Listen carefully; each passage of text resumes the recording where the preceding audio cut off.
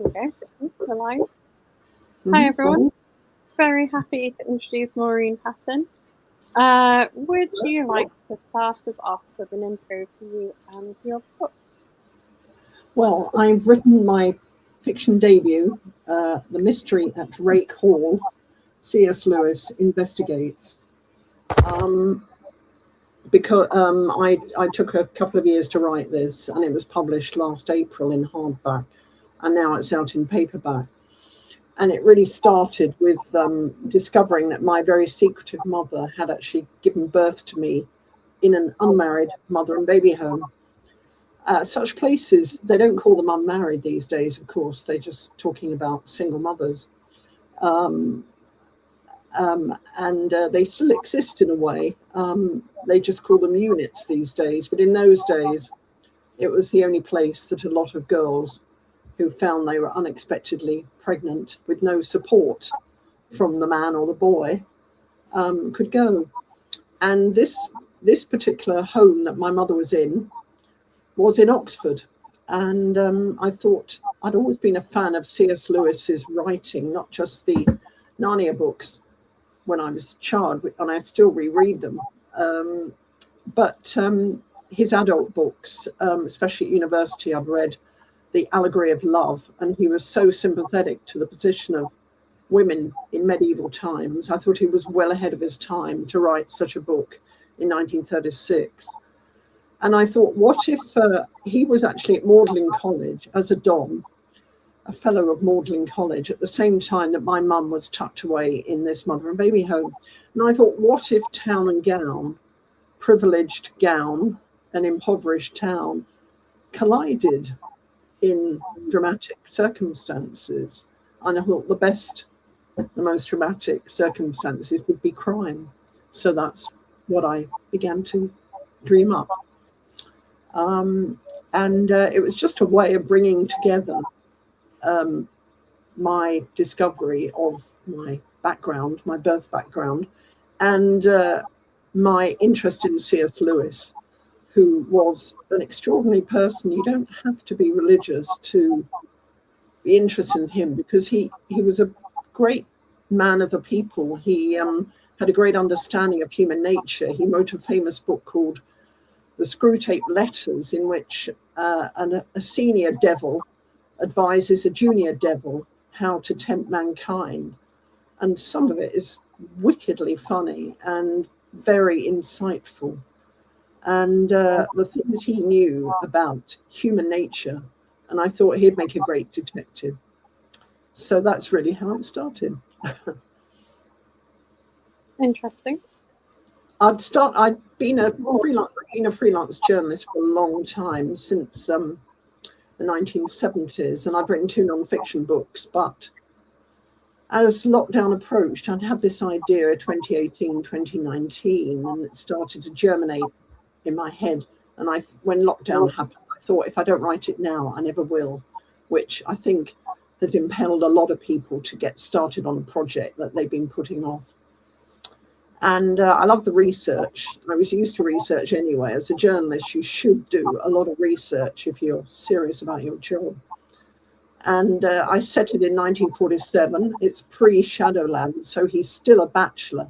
That's important, actually, because he doesn't have a wife saying, "Where are you going off to late at night? You know, what are you going down those back streets for? What's happening?" And I just thought, his last bachelor years, before he made a late marriage, as everyone knows, to Joy Davidman Gresham, which became the subject of Shadowlands. And I thought it was also a great time to set a book in that post-war world, because rationing was still going on, and huge shortages. And where there's shortages, there's crime, inevitably. There'd been a crime wave during the war. The heroic Blitz spirit was not all it was cracked up to be. Of course, a lot of people were heroic in the war effort, but there are some horrendous stories of firefighters looting places that whose fires are just put out, and all sorts of crime happening like that. a huge number of weapons were brought back from the war by demobbed soldiers, sailors, etc. And although there were a couple of post-war amnesties, especially one in 1946, that was the nearest to when I'm writing my story in 1947, a lot of people, of course, hid the weapons at home and didn't bring them along to the local police station to hand them in. So everything pointed to quite a rich period for profiteering, racketeering. If you had any kind of wish to have more than the usual rations, everything was rationed, obviously, food, clothing, all sorts of things were rationed. You had to go to illicit sources, to illegal sources. And so everybody was at it in a way. Every town, the local community was somehow involved in illegal activities, if only as the people who took the gear and made use of it. So I thought it was a good time to explore. Plus, I'm not hugely techie.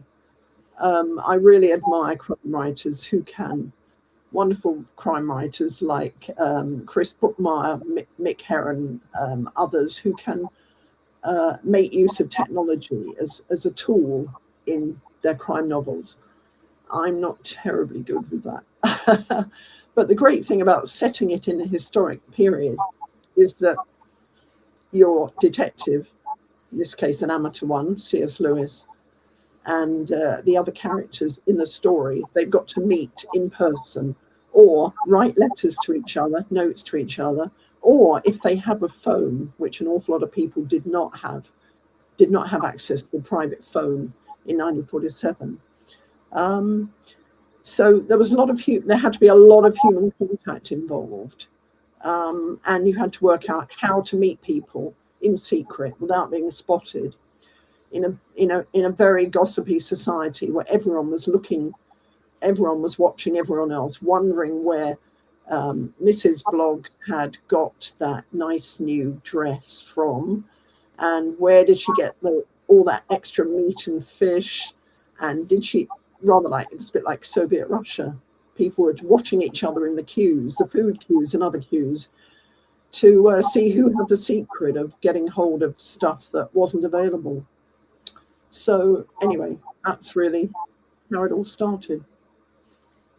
Of course, I mean, one of your examples of people who write really good techie crime books is Chris Brookmeyer, and he writes wonderful historical fiction as well. Mm-hmm. Yeah, he does. Yeah, he's a terrific writer, and I really admire the way the messages, the texts, and all the rest of it, they become another character. And of course, the anonymity of digitization means that you can impersonate someone, and all that is terrific. I just don't think I have the tools to do it, really. I'd rather just stay in the past. And the idea is I've got a 2-book deal. I've finished the second book, which will be published either later this year or early next. And this time, C.S. Lewis's patch as an amateur sleuth, an accidental sleuth, extends to Soho in London, where there's all kinds of contraband and all kinds of illegal activities, gang warfare. And that was fascinating to research as well. It's an almost vanished world. It really is. It was lovely in investigating the slang as well. I should put a glossary, I think, in the second book, maybe, because when I grew up in the 50s, some of that slang was still being used, but I've been watching a lot of Talking Pictures TV, actually, just to check some of the lingo, and that's great fun. We've got a good evening from Donna, who watches a lot. She also interviews authors. So, someone good to have on your radar. Before I start asking you about the book, what is your favourite Narnia novel? Yeah, a lot of people say The Lion, the Witch and the Wardrobe, even though chronologically, it should be The Magician's Nephew, which, of course, Greta Gerwig is filming this year, I believe. But I think it has to be. I've got a. It has to be The Lion, the Witch, and the Wardrobe, because that kind of sets the template.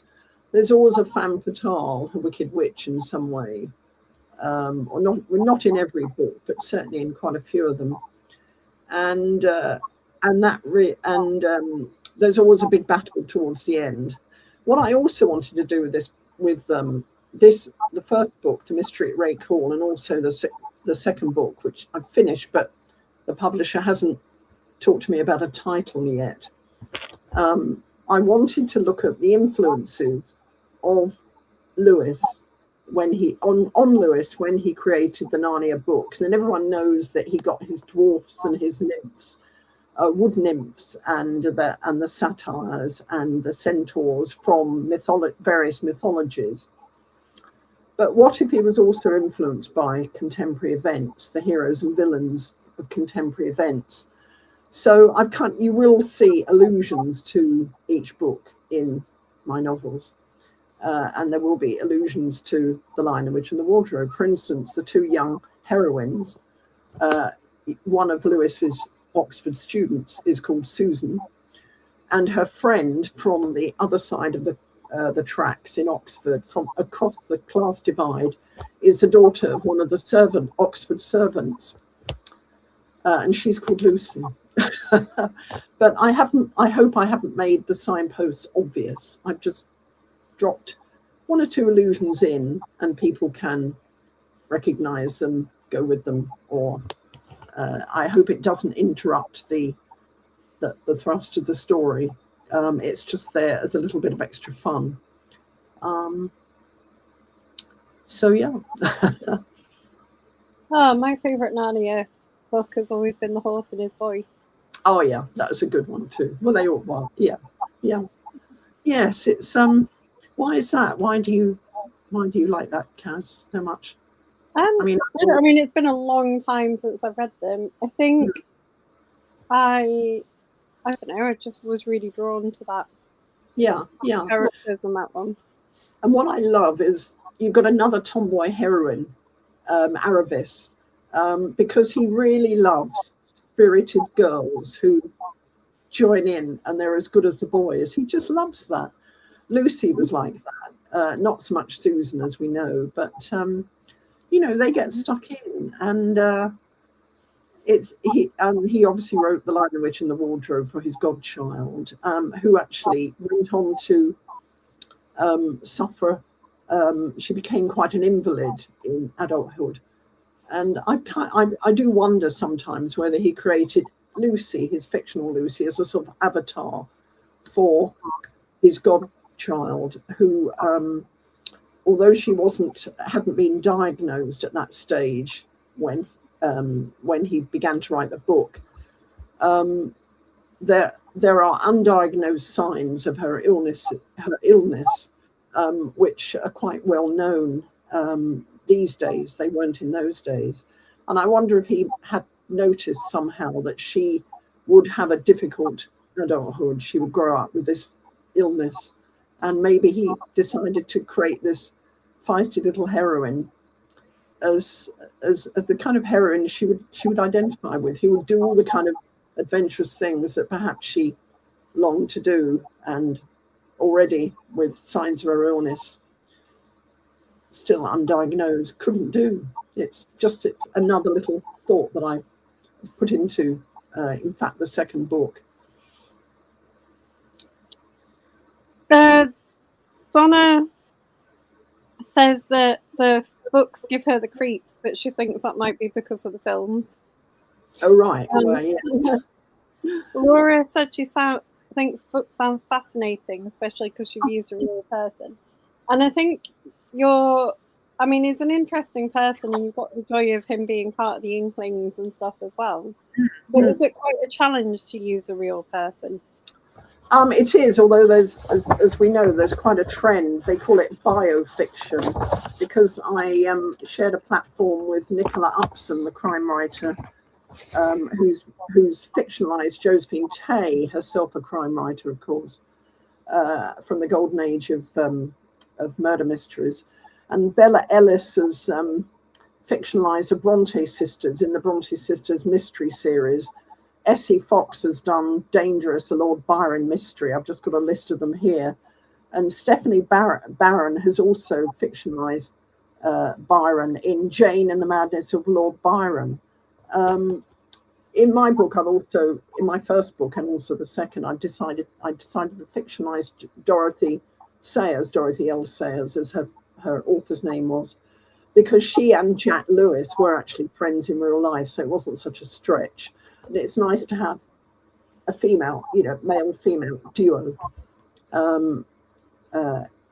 solving a mystery. And she has, of course, insights into women and girls that he wouldn't have as a rather old-fashioned bachelor, living a rather cloistered life in this Oxford college.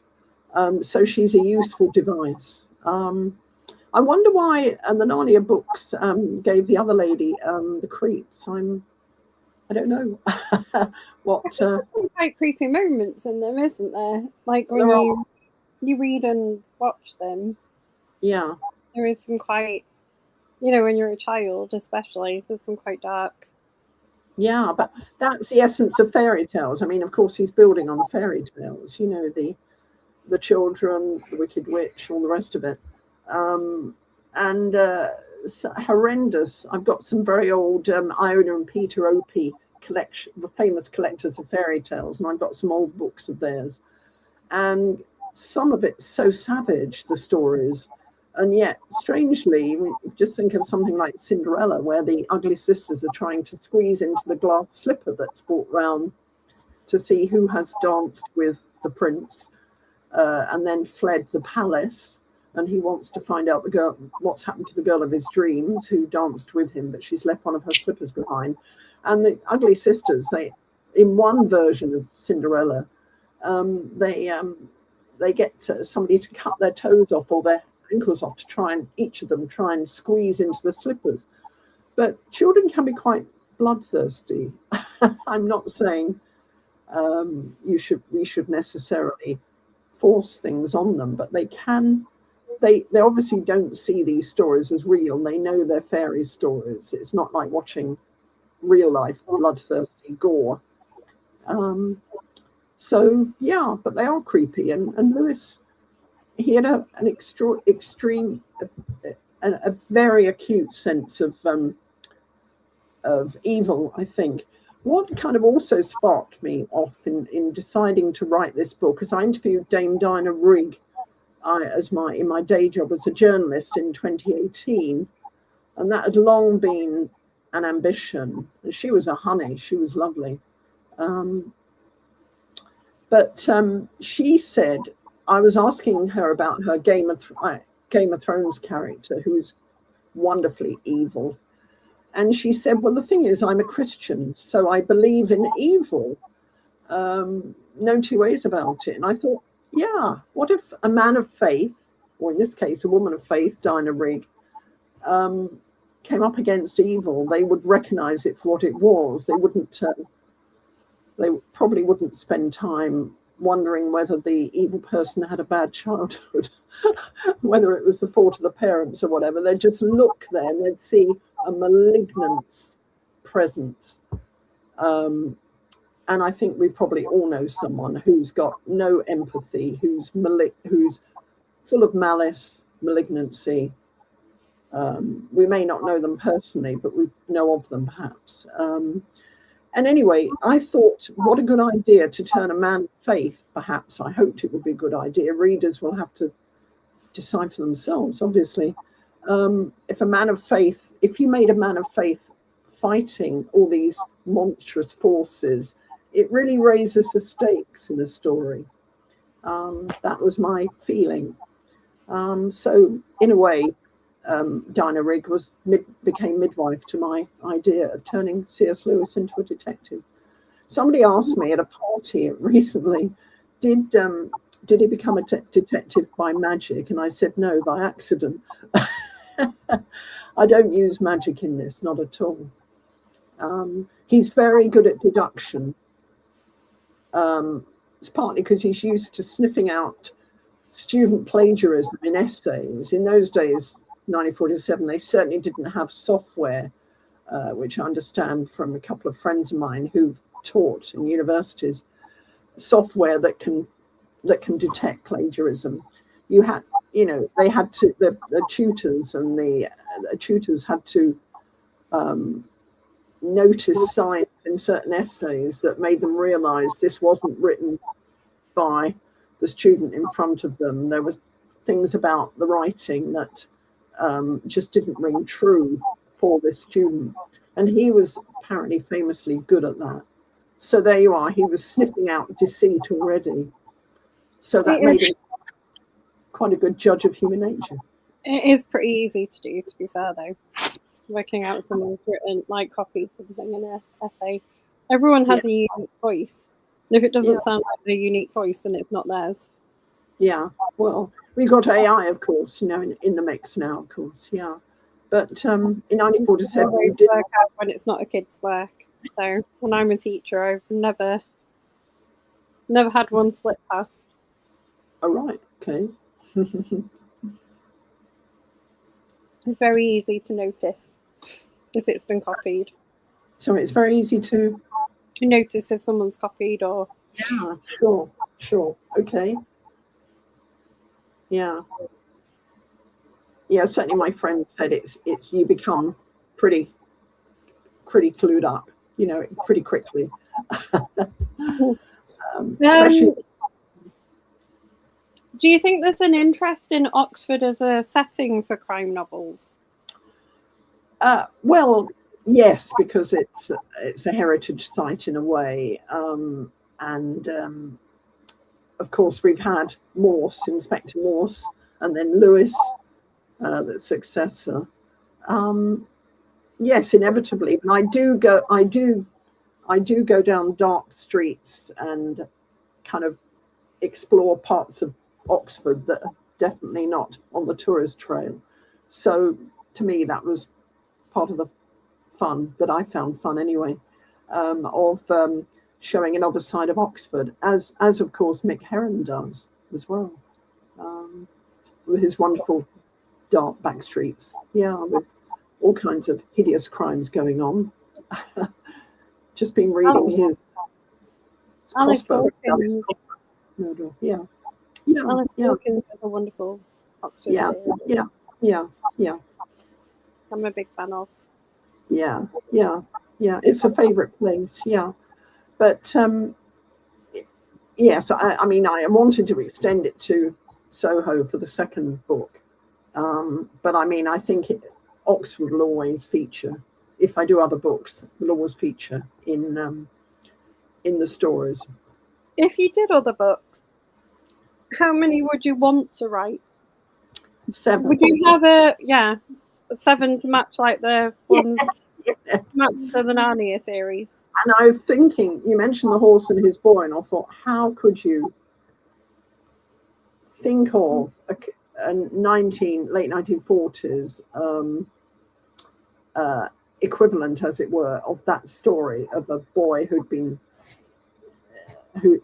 grown up in a completely different world and who turned out to be a lost prince, and whose best friend was a talking horse who'd also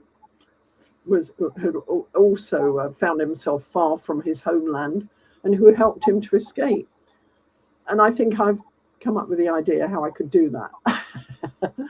The Last Battle is also a big challenge as well. The apocalyptic last battle. But again, I think I've thought of an idea for that from contemporary events. So we shall see. There's I mean, you have a lot of fun writing in sort of his famous friends and stuff into the book as well, don't you? Yeah, I do. Yeah. Yes. It's and there's even more in the second book. But some of them just have walk-on parts, really. And it's important for him to keep his secret sleuthing from the Inklings.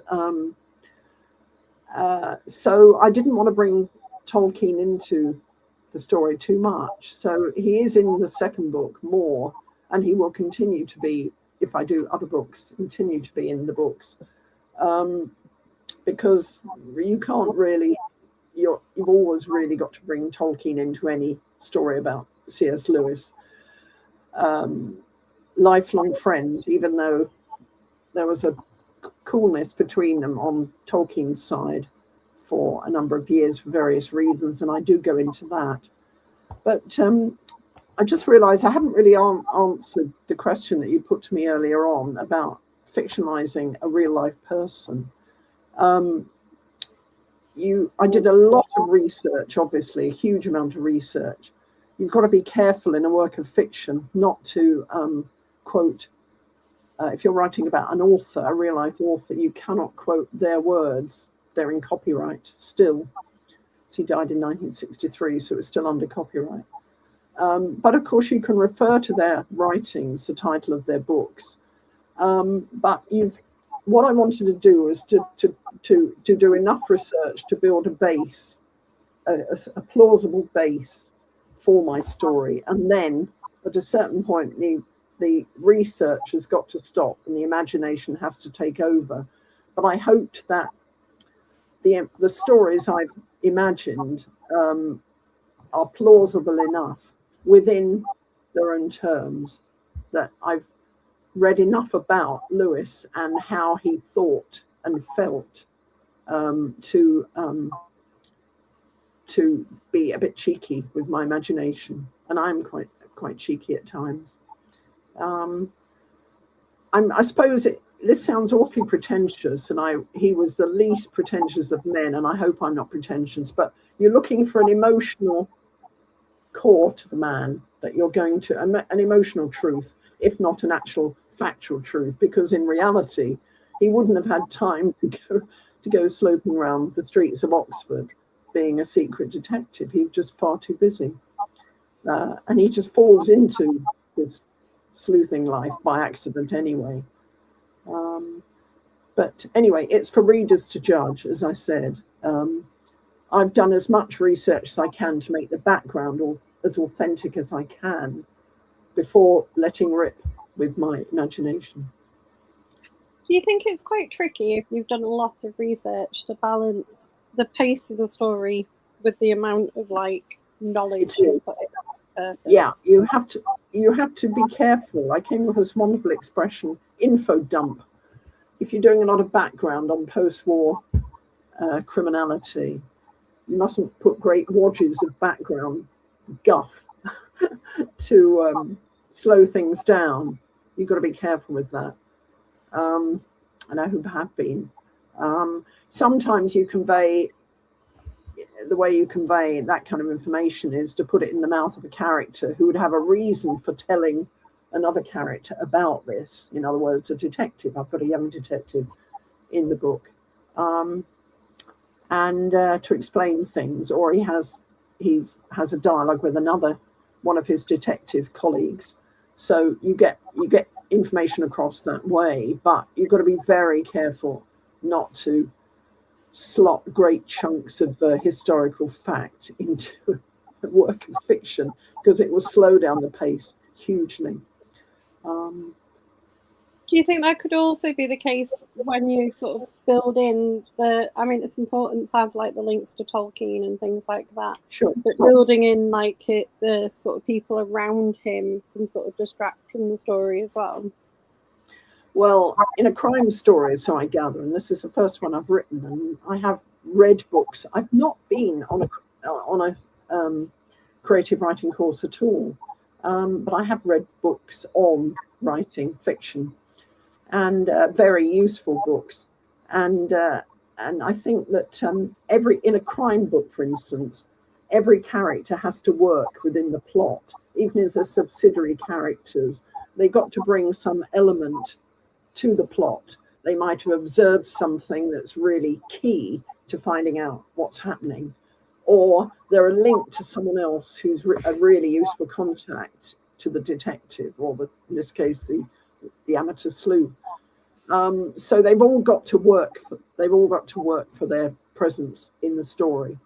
And I thought that was a really useful discipline, actually, to make sure each of them, you're not just writing about somebody who quite like, you just want to be, you mustn't be egocentric, I guess, as a writer. I hope not.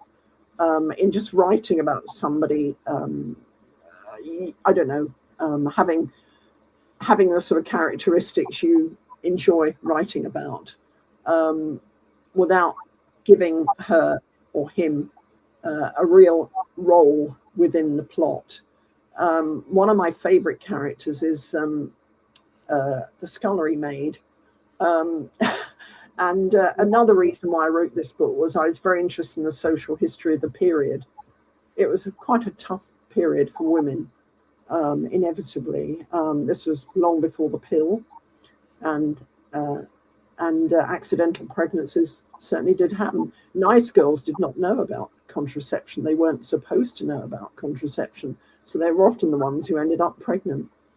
But anyway, Vera, the scullery maid, has a very useful role. But I just loved her. Sometimes I had just a real soft spot for Vera because she had such a hard life. But anyway, I just hope that readers will enjoy her as much as I enjoy creating her. The book's quite what we describe in our group as cozy crime. It's quite gentle. There's nothing sort of gruesome happening on the page or anything like that, is there? I mean, it's quite refreshing in some ways. So we try not to give spoilers here, so I'm trying to think about if I can word this as not giving away a spoiler. But there aren't really that many bodies. No. In general, which is quite shocking for a criminal. How do you feel about that kind of cozy crime tag? Because some people really embrace it and love it, and some people aren't a big fan of being sort of put into that genre.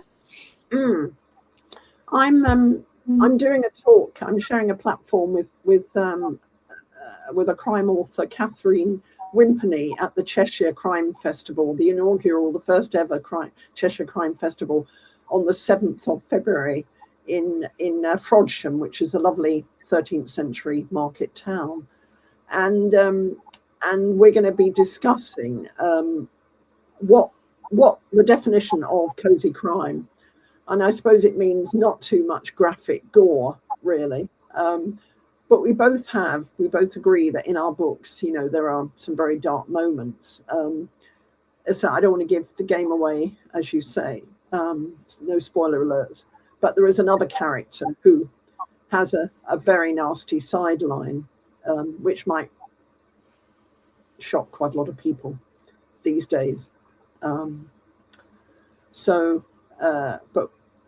of course, you don't see the character at work, shall we say, in this very nasty, bloody sideline. So I just left it to the imagination, really. And sometimes the imagination, it's rather like watching TV. I mean, I'm not talking about talking pictures TV, because that's obviously a lot of period stuff, but modern stuff, there's such graphic violence, and sometimes I feel it's almost best left to the imagination, because audiences' imaginations are powerful things, and that's what makes reading a book so powerful, because each reader can interpret it as they see it. I have read some very graphic crime novels, as we all have, I guess. And I remember never having quite recovered from reading James Ellroy's The Black Dahlia, which was based on a real case in America. Hideous stuff was done to this poor young woman at the beginning of the book, and you just felt, oh. It was a very powerfully written book, and it had masses of fans, but it's sort of haunted me a bit, and I don't think I'm quite up to that kind of thing.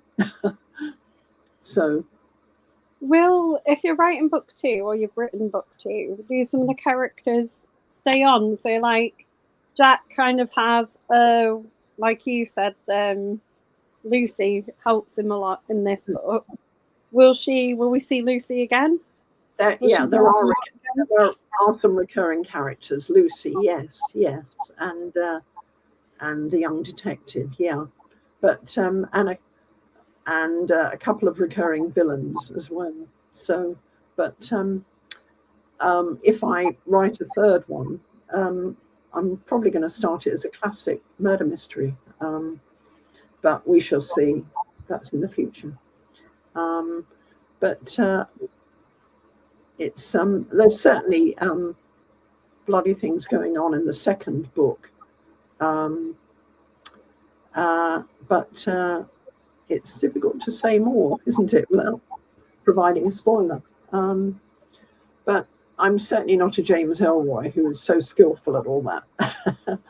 But then it's not me. You have to be true to the kind of writer you are, really.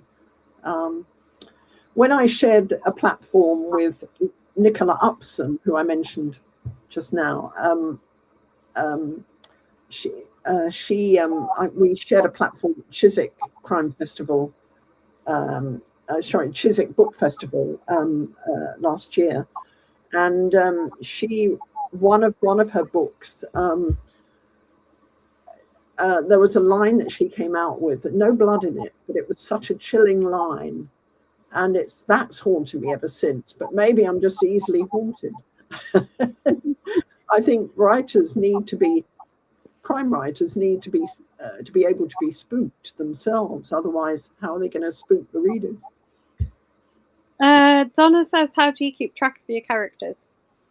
Well, I remember reading a piece in The Guardian about writing a novel, and this was, back in maybe 2016 or something, 17. So this is when I was sort of beginning to formulate the idea of C.S. Lewis as a secret detective. And they said the very important thing to do, some people use cards, a sort of complicated system of cards. They keep a little file of cards with each character and their purpose, etc. on it. But in this Guardian piece, it said what a very useful thing to do is to write a chapter list with the barest essentials of what happens in each chapter. When do we first meet so-and-so? When do they meet so-and-so? When do we discover so-and-so? Any flashbacks? And when there's a big twist, etc., etc. And that I find incredibly useful, because sometimes you forget when you've introduced somebody or something, the first reference to a particular way of killing someone. And you've got to remember when that was first. And it's all there in the chapter list. So you just, it's the bare essentials, really. Very useful for checking. So that's how I do it. What's the reception been like to the book so far? Well, I was amazed that the Times and the Telegraph both include me in roundups of best crime fiction of 2025. Couldn't believe it. I didn't know what to expect. I'm a rookie, of course, in these matters. And also Woman's Own, and I think there's several.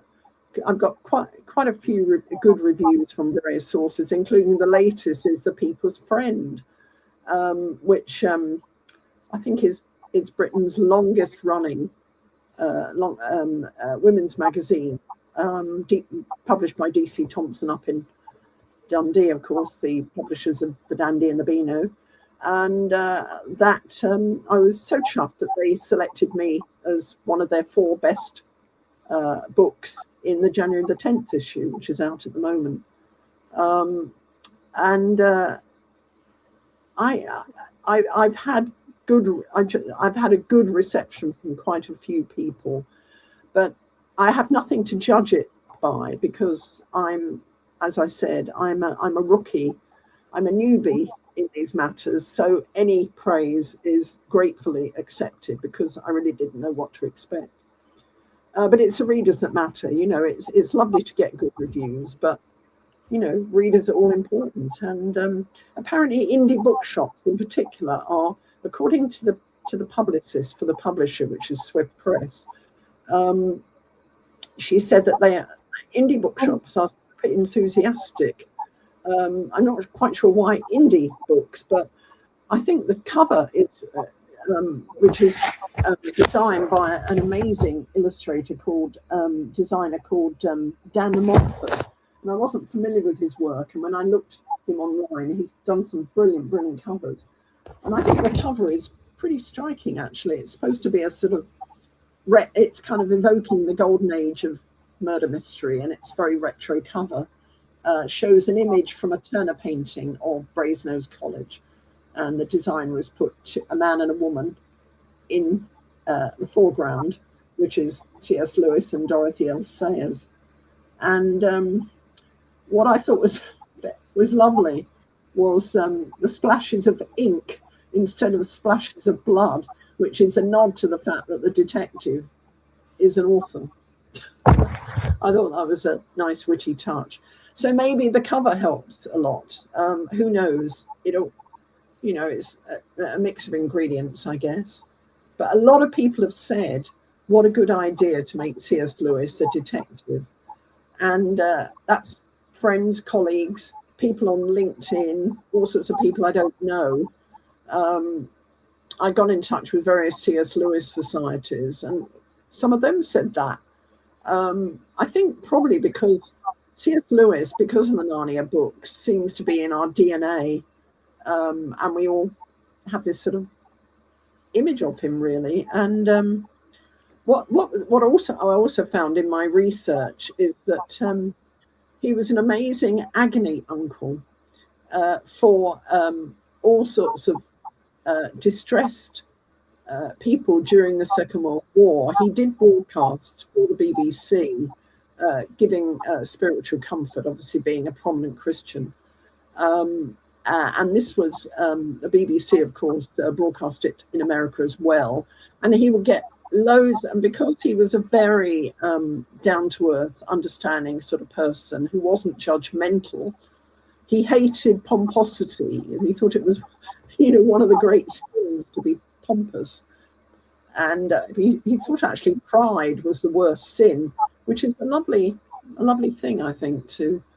You can think of a lot of people who would perhaps have a rather big head if they were fated as this world-famous Christian, but he was quite humble in many ways. He gave most of his money away to charity quietly. Nobody knew about it till after he died. Had a very, very modest funeral, buried in his local churchyard.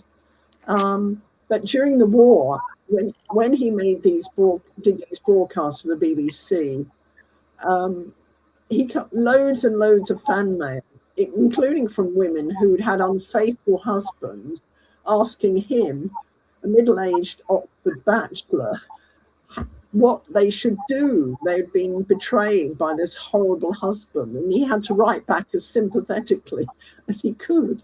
So, and all sorts of personal dilemmas, people would write to him. He had this wonderful baritone voice, and people just,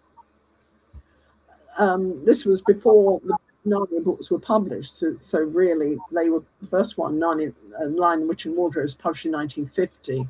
So all they had to go on was his adult books and his broadcasts. But he'd been on the cover of Time magazine in a couple of years before my book, because of the Screwtape letters, because Americans were fascinated by the fact he'd written about devils, one devil advising another devil about human weaknesses. And the headline was Don versus Devil. So he became a sort of celebrity Don, and was probably the most famous person in Oxford at the time I'm writing. So he had this kind of celebrity side that he tried to play down, because he found, as a modest man, he found it very, very embarrassing and so on. But at the same time, he felt he had to reach out to all these people in various agonies of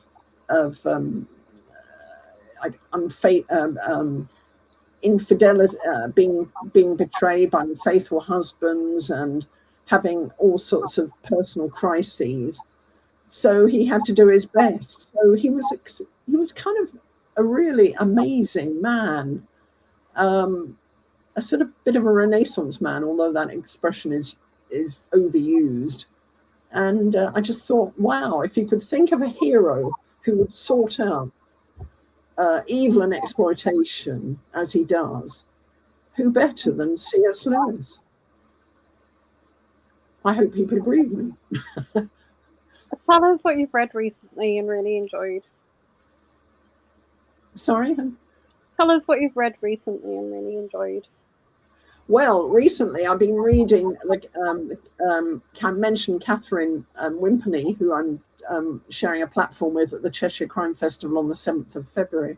And I've been reading her latest book, The Cat Lover's Guide to Murder, which is ingenious. I still read the late Peter Lovesey, who died last year. I read a lot of Mick Herron, as I'm sure a lot of people do, but I've been rereading some of Peter Lovesey's Victorian Inspector Cribb novels, which I first came across when they dramatised them on TV in the 70s with the late Alan Doby in the role. And there's one that you really should try. It has, if you haven't already read it, it has the most amazing twist, devastating twist, and it's called Waxwork, and that was televised. And he was a master at historical crime fiction. He really was, although he also wrote contemporary crime fiction, but, well, not quite contemporary, but set it a few years ago from the time he was writing. He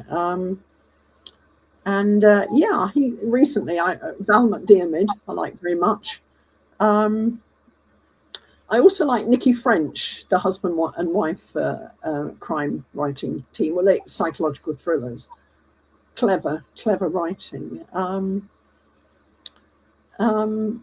I've always got 3 or 4 books on the go, because I think we all have. They're in the bathroom. And but Peter Lovesey's Waxwork is tremendous. It's quite intricate. I won't use the word complicated because some people won't find it particularly complicated. It's very intricate, unraveling what's happening. But as I said, that great surprise, that twist at the end is just devastating.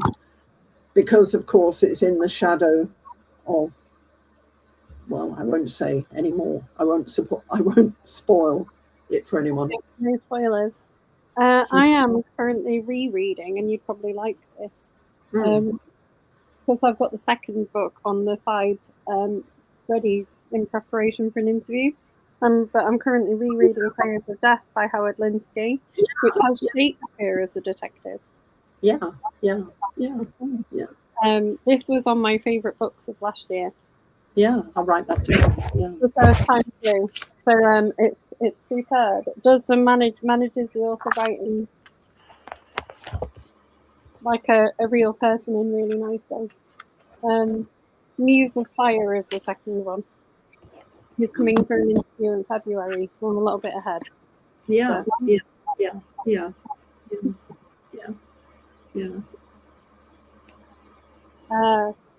You've never been on with us. We can ask you our favourite book group questions. If someone was to make a graphic novel version of one of your books, like a comic, how would you feel about that? I think that's great. Yeah, I love graphic novels. Yeah. Wouldn't object at all.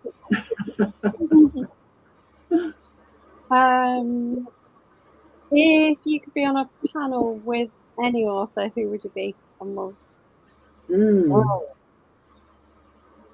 Gosh, there's so many to choose from. Val McDiarmid would be fun.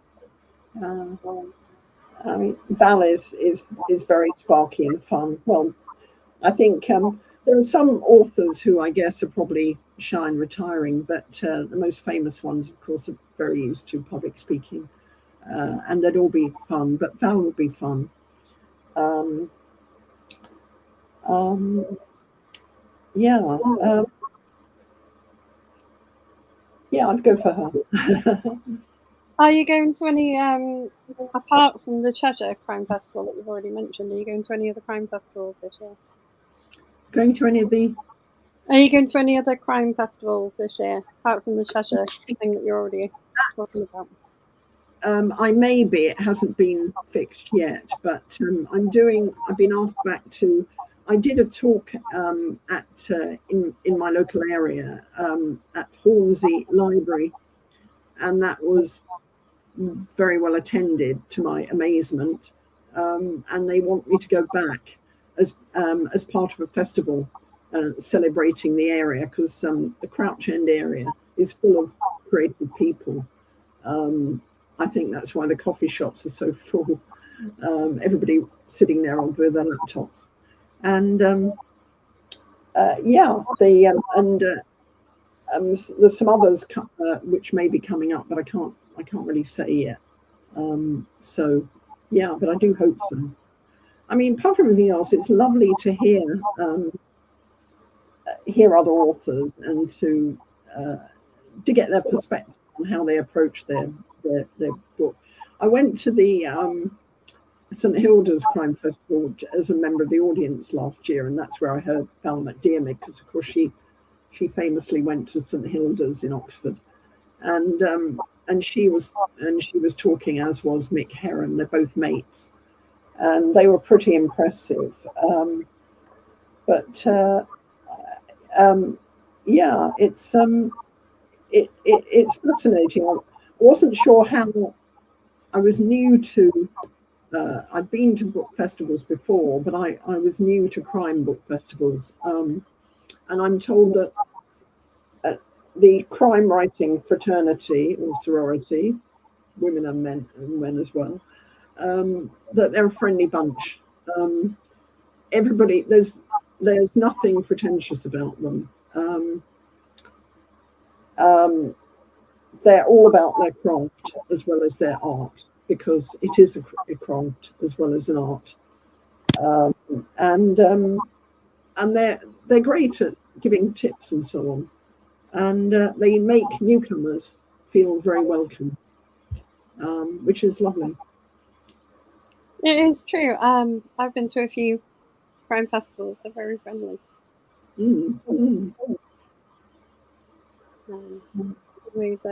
It's a good thing. I find talking to any authors quite interesting. Yeah.